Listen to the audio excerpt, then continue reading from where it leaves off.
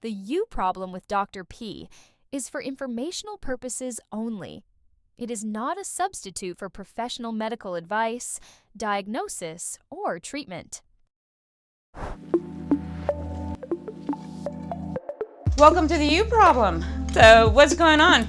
I have been in a relationship with someone, a male. I'm gay, and it's been about a little under a year, Okay. and we're fighting over, communication, which seems to be like the number one killer of all relationships. I'm finding out. Yeah, that and Um, sex.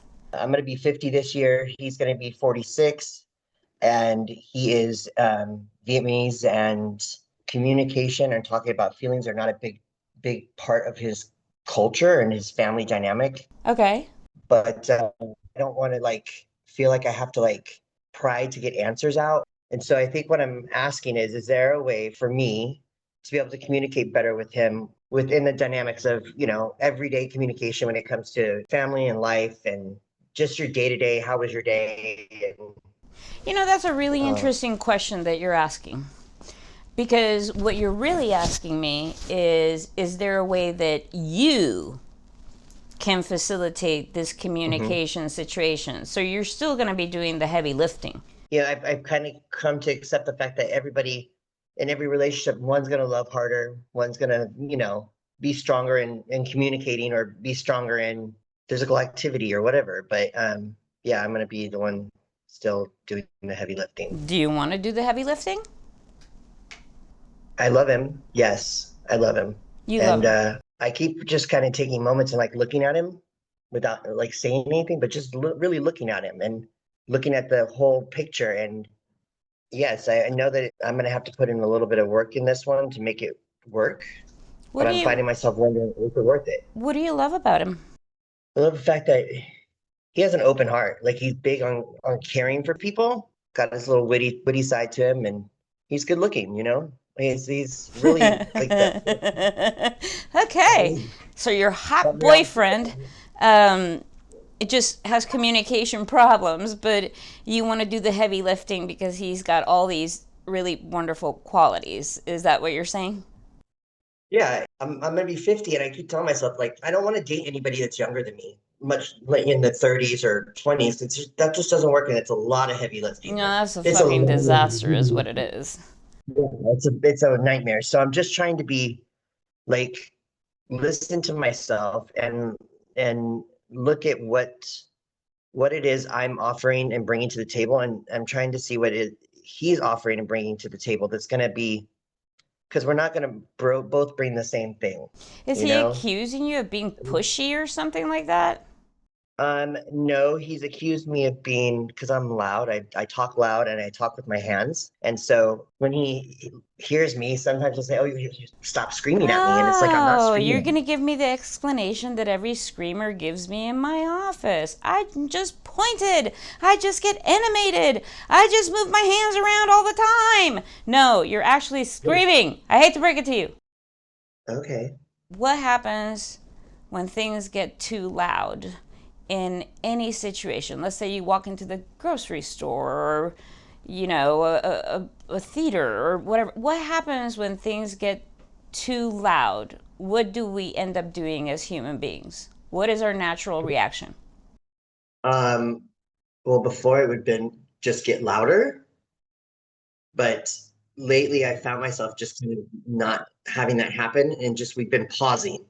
Okay, So trying to pause and come back to it in 24 hours so it doesn't have such huge ramifications behind it. There isn't this big blow up or this big, and for me, that's been okay. That's been working well. And for him, it's been working great. oh, sure, good tactic, but you have to be patient, right? Because you're not getting immediate gratification. Right. Okay, fair enough. But let's go back to the question that I asked you, right? What happens when you go into a place that is way too loud, that is way too stimulating?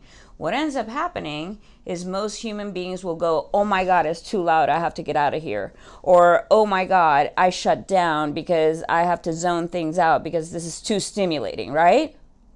Yes. So basically, what he's telling you is that you're overstimulating him when you demand a communication with flapping your hands around and being animated and not having any patience.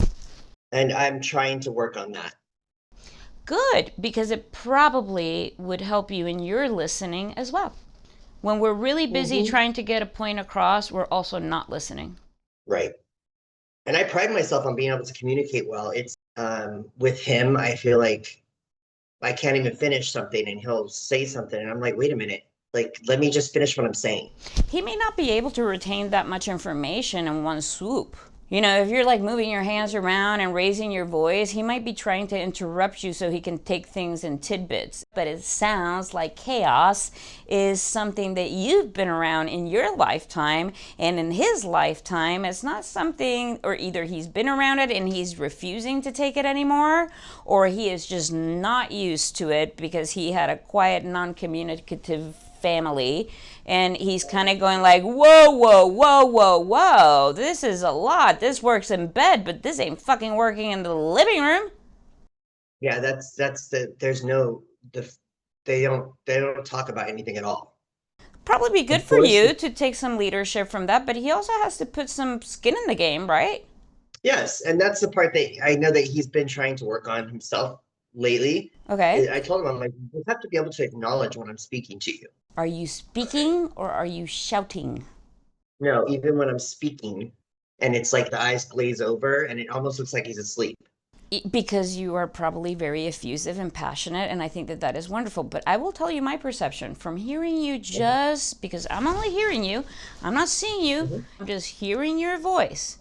And I have to consciously kind of go, whoa, chill. Hold on. It feels like you're trying to get your point across, and until I go like, I get it, you won't stop. Okay. And I get it. But it feels like you're having to over explain it and reiterate until I say the magic words. And my guess is the magic words for you is like, I understand, I agree, you're right. Okay. You know, whatever the magic words are, right? How do I change that then? What do I do to make sure, what can I do to make sure I'm trying to not be like that?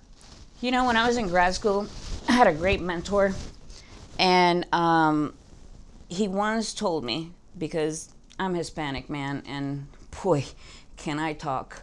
I remember him telling me, you know, the smartest person in the room usually only speaks when they have something important to say.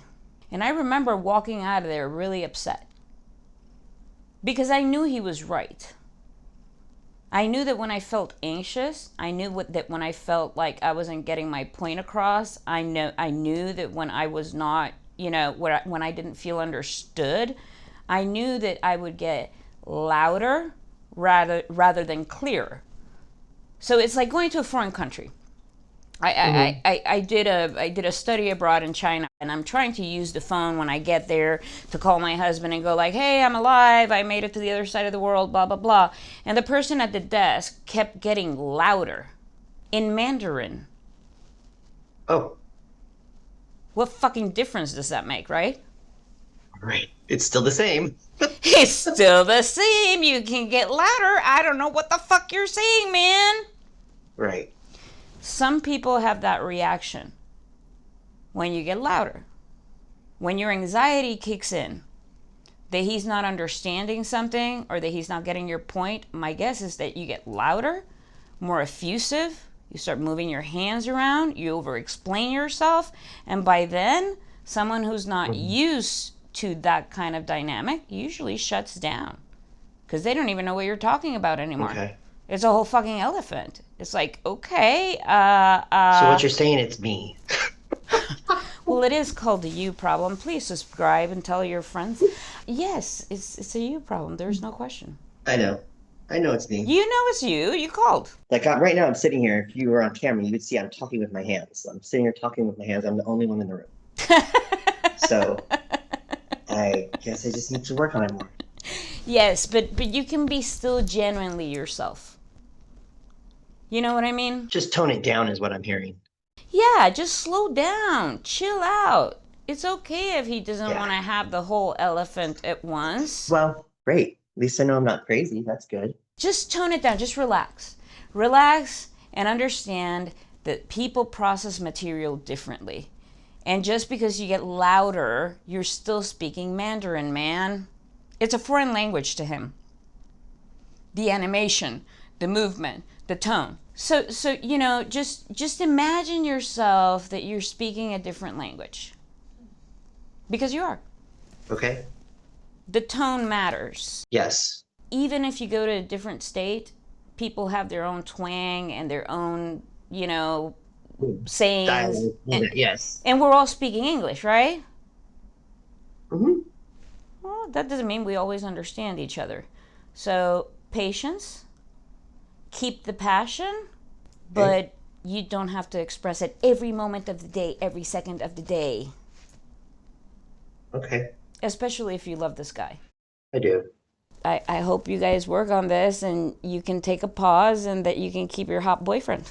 Thank you so much. No, Doc. how hot is he really from 1 to 10? He's a 12. Good luck. Thank you for calling.